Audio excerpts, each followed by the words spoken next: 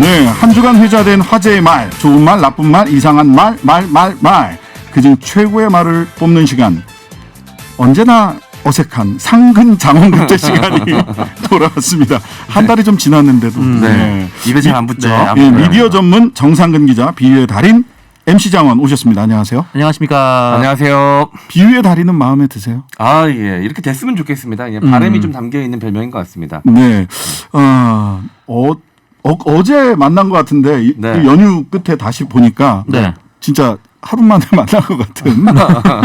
지난주 목요일 날 같이 방송하고 네. 금요일 방송하고 끝나고 이제 쭉 있다가 이제 만나니까 진짜 어제 네. 헤어지고 네. 주말을 좀 길게 보냈더니 또 만난 것 같은 거. 그러니까 딱 그런 느낌이에요. 네, 그렇습니다. 그래서 2주의 말을 어떻게 뽑아야 되나 사실 우리 제작진에서 고민이 많았어요. 그냥 밥상머리에서 있었던 말을 뽑아야 네. 되나 뭐 장재원 의원, 하태경 의원이 들었다는 화천대유 하세요? 뭐 네. 이런 말을 뽑아야 되나? 근데 그런 말을 진짜 들어보셨어요? 난 그게 궁금하더라고. 아, 이게 뭐라 그러죠? 이게 사진 같은 걸로 해서 캡처해서 네네. 그걸로 이제 추석 인사를 보내시는 분들도 계시다는 거를 저는 이제 인터넷에서 기사를 통해서든가 이제 네네. 커뮤니티에 올라온 걸 좀 보긴 했습니다.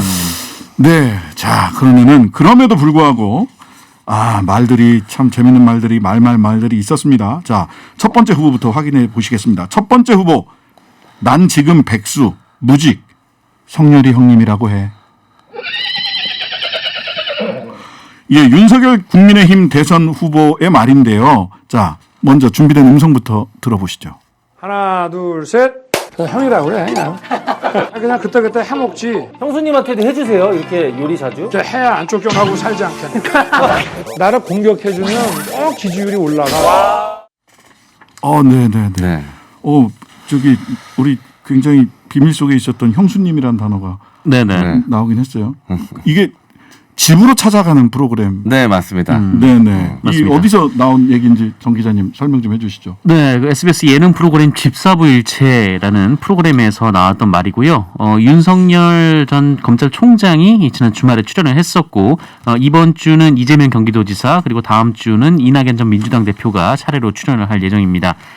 그래서 지난 방송이 화제가 됐는데 그 윤석열 전 검찰총장의 말을 좀 보면 뭐 아까 들으셨던 대로 뭐 나는 지금 백수다, 뭐 검찰총장 그만둔 지 오래됐다, 뭐 성렬이 형이라고 불러라, 뭐 이런 등등의 말을 남겼고요. 뭐 랩을 시키니까 랩을 하기도 했고 또 뭐 힙합식으로 좀 모자를 쓰기도 했고 어쨌든 좀 권위적인 이미지를 좀 벗어나서 좀 친근함을 강조하려는 좀 그런 모습이 보였습니다. 네.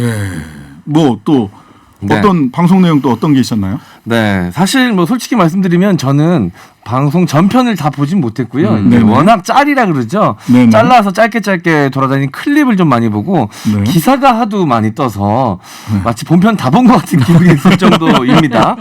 자, 보면 요리하는 것도 보여줬습니다. 김치찌개, 불고기, 뭐 계란말이 등을 본인이 혼자 산 경력이 좀 있어서 요리를 좀 한다라고 하면서 윤식당이라면서 요리 실력을 과시하기도 했고요.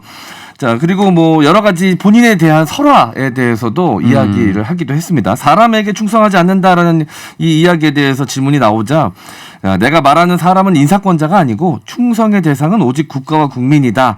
사람을 좋아할 수는 있어도 충성하는 건 아니다라고 얘기했고요. 그리고 또 이제 애티튜드 문제, 태도 문제에 대해서 도리도리 자, 그리고 쩍벌 뭐 이런 것들이 있지 않았습니까? 이 이야기도 나왔습니다. 본인도 이렇게 고개를 좌우로 많이 움직이는지 몰랐다고 해요. 이전에는.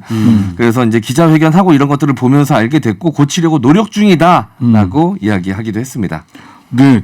이분은 사실은 고개를 좌우로 움직이는 게 아니라 턱을 좌우로 들어요. 이렇게. 네. 정확하게 보시면 고개를 이렇게 움직이는 게 아니라 네네. 턱을 이렇게 좌우로 드시는 거예요. 네. 그렇게 하면 딱 됩니다. 네.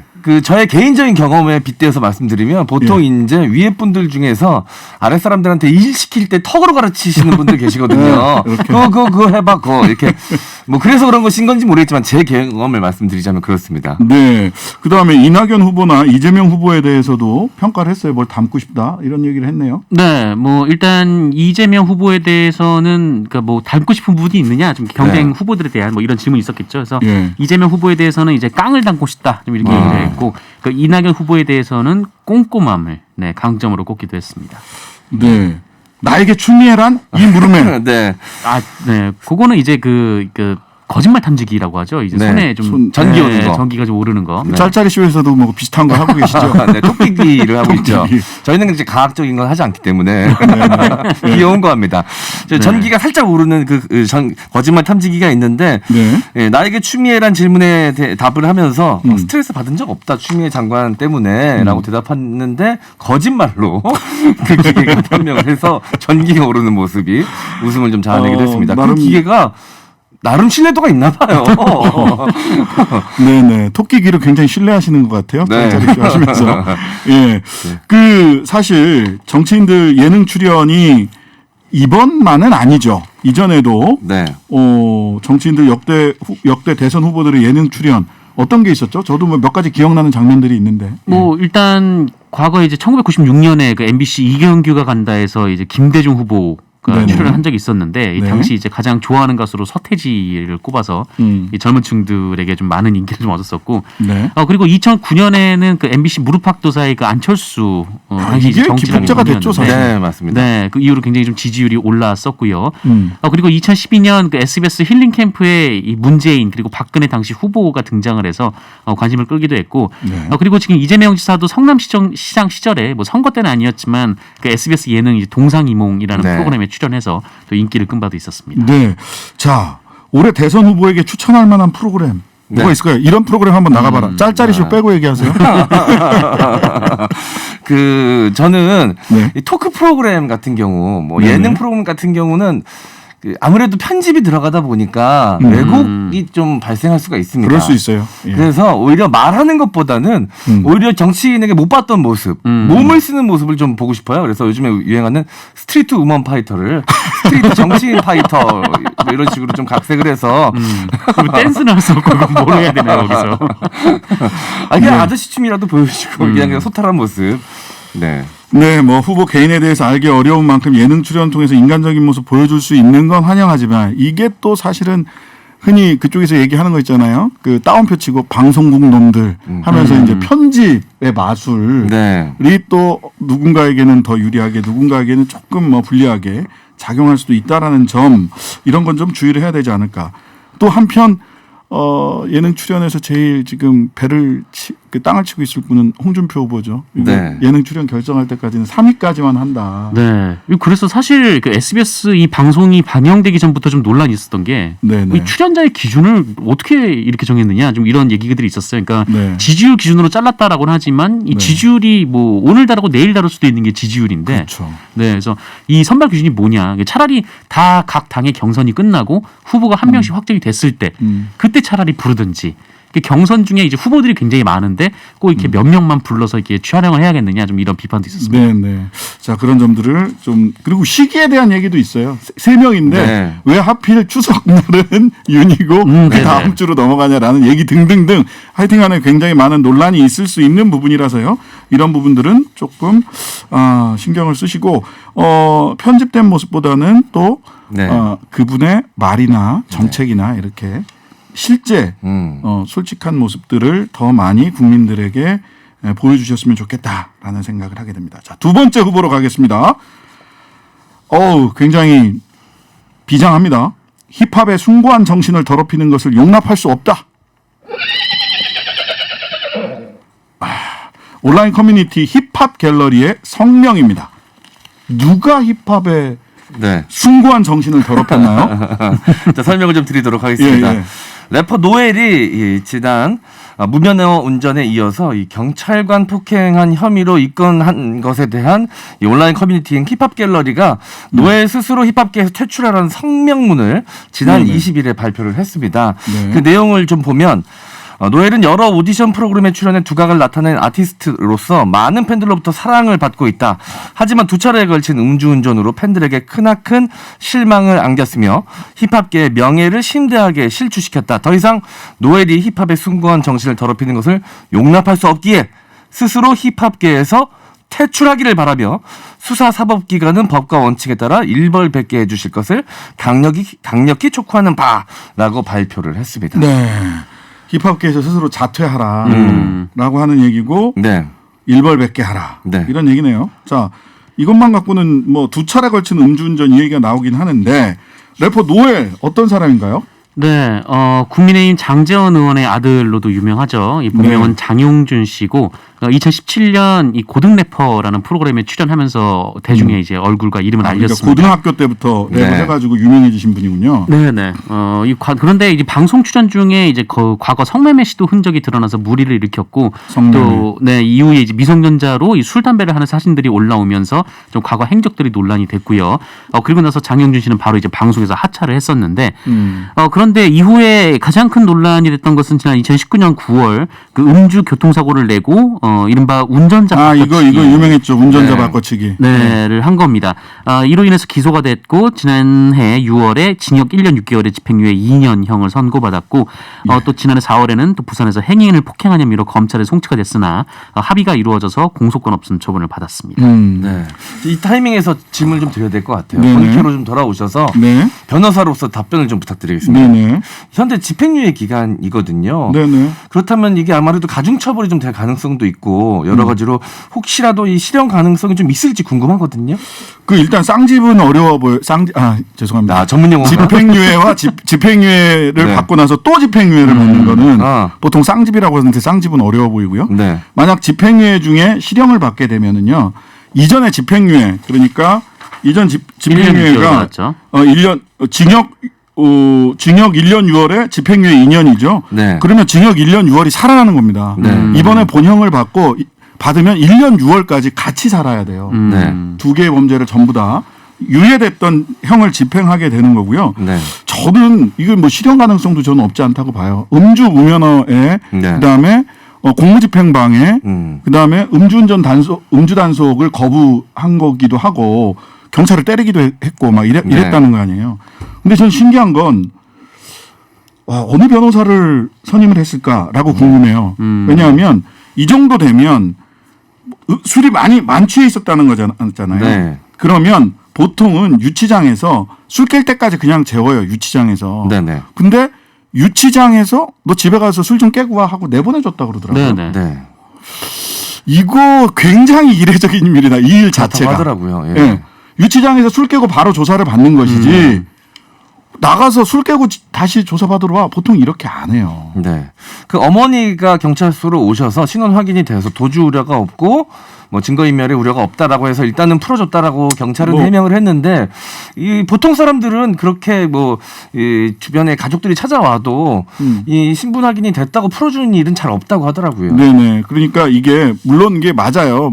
이게 풀어준 것이 불법은 아닙니다만 그리고 네. 원칙적으로 그렇게 운영하는 게 맞을 수도 있지만 현장에서는 관행상 그런 게 굉장히 네. 드물다. 네. 근데 관행상 드물지만 이렇게 법전에 나와 있는 원칙대로 본인의 권리를 충분히 행사하셨다. 네. 모든 국민이 그렇게 권리 행사를 할 수 있으면 좋겠다. 저는 그런 생각이 듭니다. 그 경향신문 보도에 따르면 왜 음주 측정을 거부했을까에 대한 추측 보도였는데요. 네네. 음주운전에 대한 처벌이 강화되면서 음주 측정 거부도 같이 처벌이 강화돼야 되는데 이 음주 측정 거부에 대한 처벌은 강화가 안 돼서 오히려 음주 측정을 거부하는 게 처벌이 좀 수위가 낮아질 수가 있어서 상대적으로. 그래서 일부러 거부하는 케이스들도 있는데 네네. 노엘 씨도 그런 것 아니냐라는 또 추측이 있더라고요. 그 정도 법률 전문 하긴 굉장히 워낙 법률 전문가세요. 경험이 또 있으시니까. 예, 현장 법률 네. 전문가세요. 자, 그다음에 음주운전 외에도 온라인에서 막말 논란도 있었죠. 네, 지난 10일에 그 음원 스트리밍 사이트에 음악이 좋지 않다. 그러니까 본인의 음악을 좀 비판하는 그런 내용이 있었는데 이 글을 캡처를 해서 재난지원금 받으면 좋아서 공중제비 도는 XX들이 인터넷에서 센 척한다. 이런 말을 했습니다. 네. 그러니까 재난지원금 받는 분들을 좀 비하하는 듯한 좀 그런 발언이 있었고, 네. 그리고 지난 4월에는 그 본인을 비판하는 사람들 대부분은 이제 대깨문이다. 좀 이런 얘기를 하기도 했었습니다. 이게 문재인 대통령 지지자들을 좀 비하하는 용어인데 좀 이런 말을 해서 논란이 한번 됐었습니다. 아니 왜 자꾸 이래요? 그러니까요.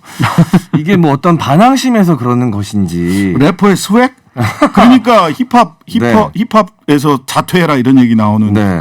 스웩이 개인적으로 그냥 멋을 부리는 거지 이런 식으로 이제 법을 어긴다거나 사회적으로 무리를 일으키는 게 스웩은 아닙니다. 불법 스웩? 일리걸 스웩. 예. 오, 역시 영문과. 또 이게 감출 수가 없네요. 이게 자꾸 튀어나오지. 드러나고 말았습니다. 또. 그다음에 또 이게 그 네. 공개된 장씨 재산은 4,900만 원인데 벤츠 등 고가의 차량을 타고 다녔다. 네. 이런 얘기도 있어요. 맞습니다. 이 사건 당시에 타고 있던 게 이제 벤츠 차량이었는데요. 네. 유튜브 채널 연예 뒤통령 이진호를 운영하는 이 연예부 기자 이진호 씨가 이번에도 벤츠 난동 장재원 아들 재산 얼마일까라는 제목의 영상을 올렸습니다. 네. 그 영상 내용을 보면 장 씨가 사고 당시 타고 있던 차가 벤츠 E클래스로 시가 7천만 원이 넘는 차량이라고 말하면서 이 본인이 장 씨의 재산을 한번 알아봤다라고 하는데요. 국회의원 재산 정보를 통해서 가족들의 재산도 다 공개가 되니까요. 장 씨의 재산을 확인해 보니까 2018년 공개 당시에 19세이던 장 씨의 재산 총액은 5,500만 원이었습니다. 그리고 가장 최근인 2021년 공개된 장 씨의 재산은 4,900만 원으로 19세 때보다 더 줄었어요. 근데 현재 무면허 상태이기 때문에 재산도 4,900만 원이고 리스나 구매는 불가능한 상황으로 보이는데 가족이나 친구들이 도와주지 않았다면 이번에 사고를 낸 벤츠를 몰기엔 어렵다라고 강조를 했습니다. 네, 대체 돈이 어디에서 나와서 외제차를 못 잃고 벤츠만 자꾸 몰고 다니는지 의문이다라고 의혹 제기를 한 것이죠. 이걸 이런 벤츠 스웩, 네. 1리그 스웩 네. 참. 자꾸 뭐 이렇게- 누구의 아들이다 누구의 아버지다 이런 걸 네. 떠나서요. 이러면 안 되는 거죠. 그냥. 네. 맞습니다. 이 두 가지 말 중에서 오늘의 장황급제를 한번 선정을 해보도록 하겠습니다. 첫 번째 네. 말은 윤석열 후보가 난 지금 백수 무직 형이라고 해 형. 석열이 형이라고 해 라고 얘기하는 이 부분. 네. 그다음에 하나는 힙합의 숭고한 정신을 더럽히는 것을 용납할 수 없다. 예. 자, 하나씩 선정해 저는 주시죠. 이 두 번째 힙합의 숭고한 정신을 더럽히는 것을 용납할 수 없다. 힙합 갤러리의 발언을 좀 꼽고 싶은 게 네. 사실 뭐 힙합퍼라는 게 힙합 뮤지션이라는 게 어디에 뭐 시험을 봐가지고 통과돼서 자격증을 얻고 되는 건 아니거든요. 그렇죠. 뭐 자연스럽게 형성된 커뮤니티인데 거기서 나가라고 퇴출 명령을 내린 것 자체가 굉장히 이례적이다. 이런 생각이 좀 듭니다. 네. 자, 우리 정상근 기자님은요? 네, 뭐 저도 한 명의 말보다는 이 집단 지성에서 비롯된 말이 좀 더 무게감이 그렇군요. 실리지 않을까. 네. 아, 그래서 두 힙합의 번째로 숭고한 보겠습니다. 정신을 더럽히는 것을 용납할 수 없다. 자, 이 부분입니다. 힙합의 숭고한 정신을 더럽히는 것을 용납할 수 없다. 힙합 스웩이 좀 있으시네요, 변호사님. 자, 이것도 오늘 살짝 더럽힌 상근 장원급제는 일리걸 스웩을 보여주셨던 래퍼 노엘 그리고 힙합 갤러리로 네. 선정하도록 하겠습니다. 수고하셨습니다. 네, 감사합니다.